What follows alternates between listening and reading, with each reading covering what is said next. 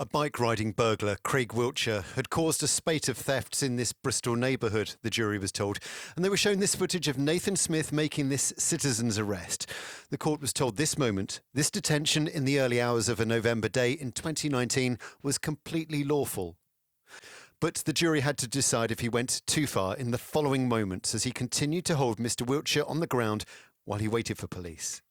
Further footage was shown to the jury. It showed the accused, Nathan Smith, holding down Craig Wiltshire for 12 minutes. "I can't breathe," said Craig Wiltshire twice. Nathan Smith carried on holding him down, his knee in his back for 9 minutes. He shouted at his prisoner, swore at him, and then two of his friends came out and started kicking him and beating him. The prosecuting barrister told the jury that Craig Wiltshire's final words were, "I can't breathe." That wasn't detention, he said. That was torture. Craig Wiltshire lost consciousness. He died in hospital weeks later.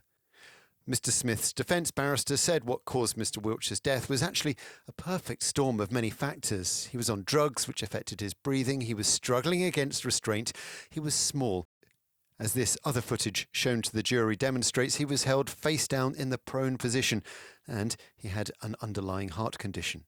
The barrister added that when police arrived, they asked Mr Smith to continue holding Mr Wiltshire down. He was biting, he was doing any little thing he could to try and get, he was spitting, pinching, trying to kick.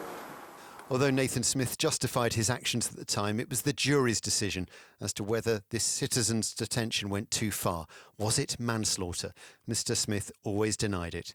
The Crown Prosecution Service said Mr Smith was right to be prosecuted. When a member of the public gets involved in an arrest, the adrenaline starts, and you could see that in this case. And the member of the public doesn't want to be injured because, let's face it, people do carry weapons and the police are trained how to do that. The public are not. The police have the restraint, but the personal protective equipment, the public do not. But you've got to control the amount of force you use, and the defendant, we say, didn't. And that's an example of what happens when the public get involved in arresting other people. The lead detective said people must be careful how much force they use if and when they tackle suspected criminals, even if people feel themselves constantly targeted. Well, tensions were high, and we understand that. There was information received that actually they believed that the crimes were going unsolved.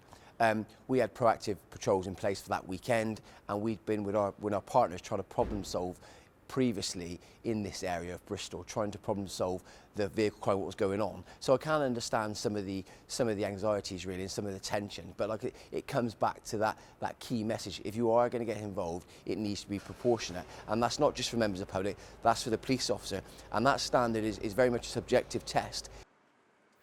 It didn't take long for the jury to find Nathan Smith not guilty of manslaughter. He thanked them after their verdict. But as he begins a new life without this charge hanging over him, the rights and wrongs of citizens' arrests remain. Robert Murphy, ITV News.